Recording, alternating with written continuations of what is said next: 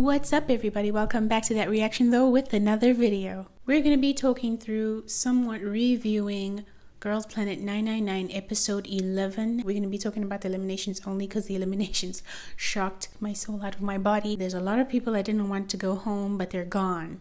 Okay? Gone. Let's continue with episode 11, Eliminations. Episode 11, the girls had some missions to do, some community work, also to promote their music and their, I don't know, probably gain some more guardians.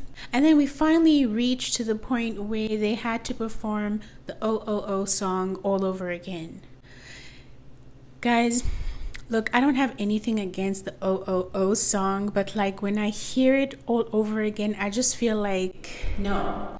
So after the girls performed the OOO song, we get to the part where they have like this little emotional scenario with their fans, and it was really cool that the show was able to give them this chance to have their fans speak directly to them. Moving on to the eliminations, guys, this is the part that really got me. We're gonna start with the Planet Pass, not like the show where they kind of start with like, you know, the 16th place and then they finish off with the Planet Pass or the 17th person. So basically, I think about 18 girls made it, if I'm not wrong.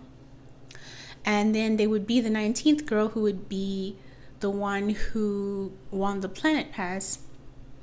And just because you got the Planet Pass does not mean you're safe. You are just basically in the danger zone. The judges have faith in you, so you have to really push yourself up there. So the Planet Pass goes to Green Maya.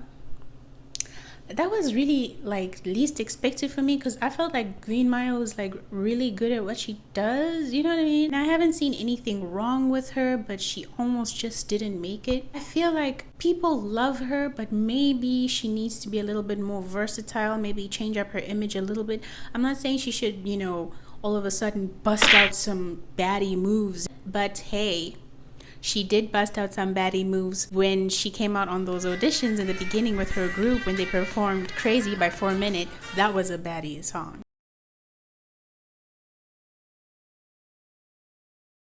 Moving on to number 16, we had Huang Xingxiao. Hopefully I'm saying her name right. I wasn't exactly expecting Huang Xingxiao to make it.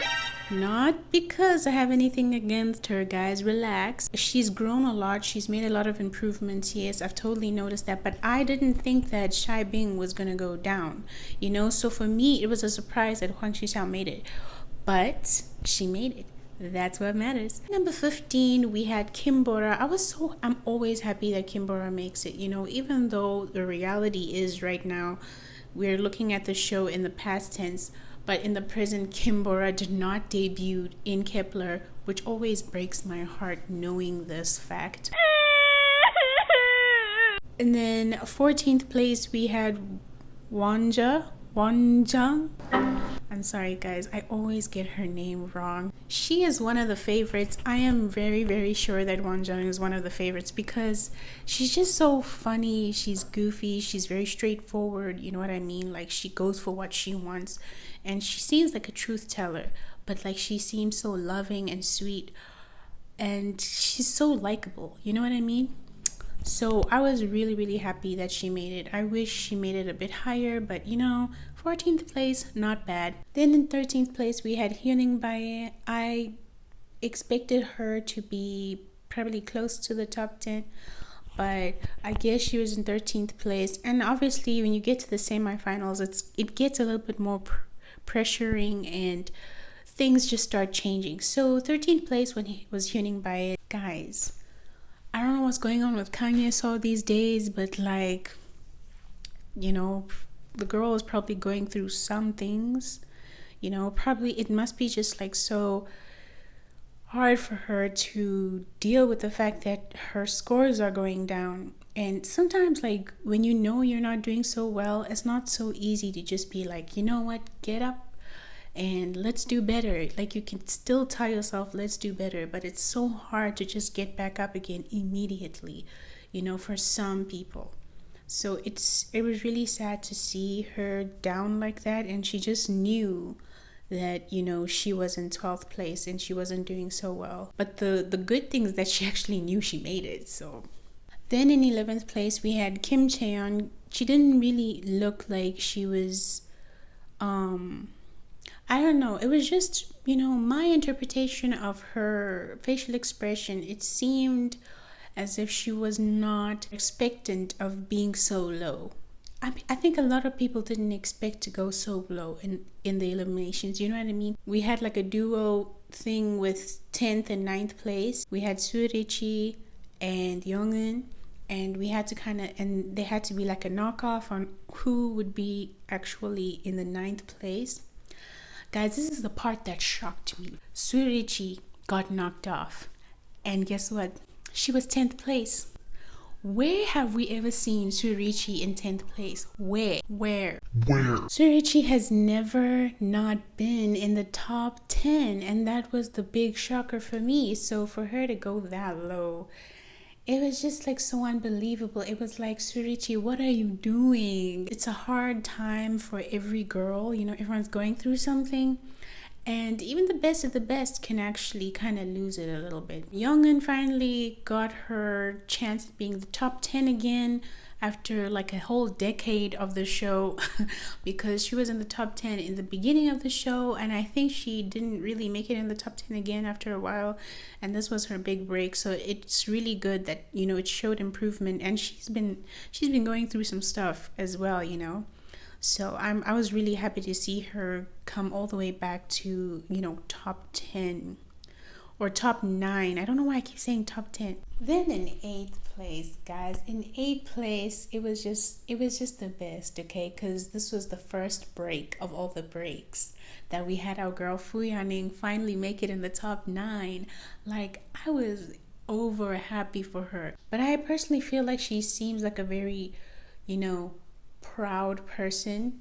All the C girls were pretty proud. They had this like, I'm the best attitude, and that's actually the type of attitude you need to bring in a show like this. You don't always have to be so humble because it can be really boring.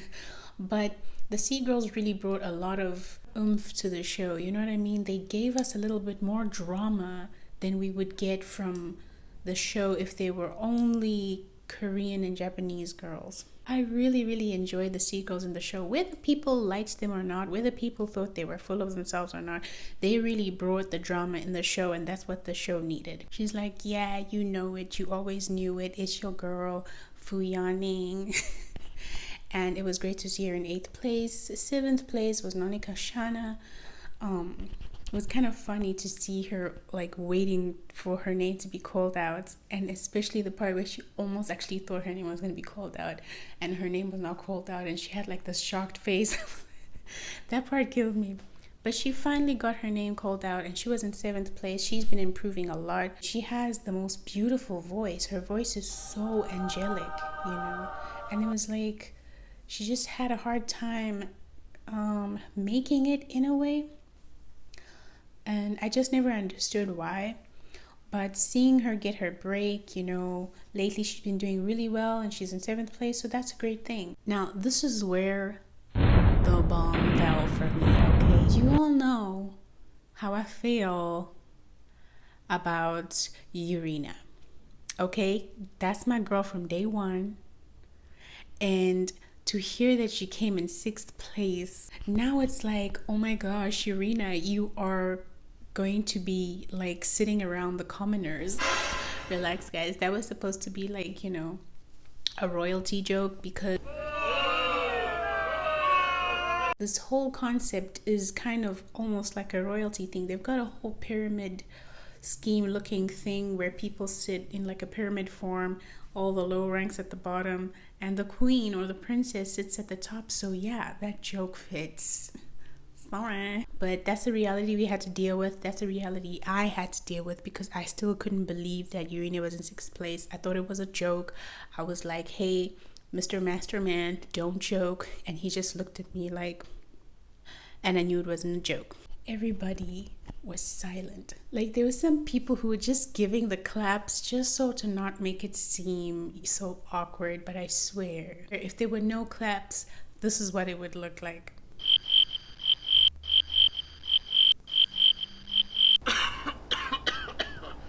It was a big shock for everyone, not just for me, but like I was highly disappointed. Then we finally get to fifth place, and it's Choi Yujin.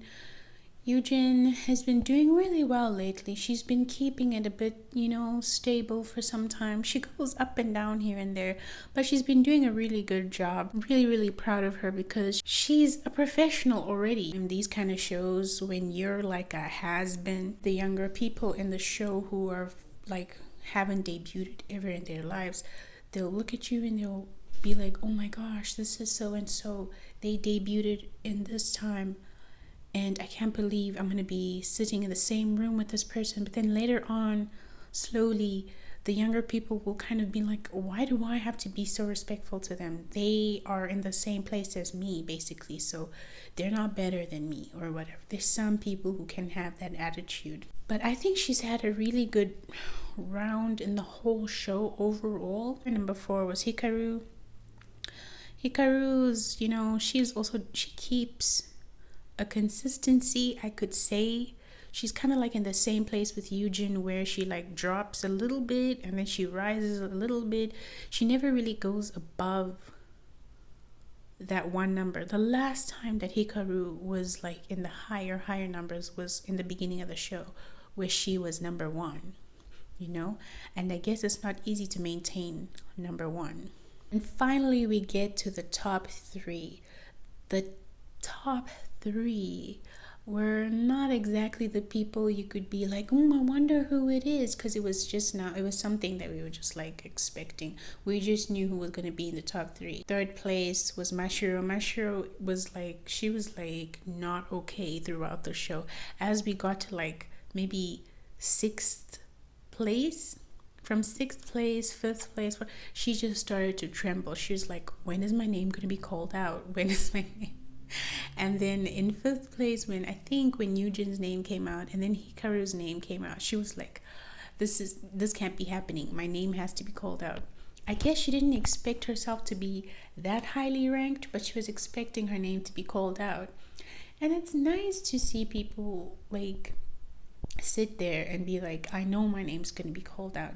There's nothing wrong that I've done. I've been doing so well lately. So that attitude I really liked seeing in Mashiro, the determination to wait to hear her name. It was just so sad to watch, but so proud to see. And then her name finally got called out as 3rd place.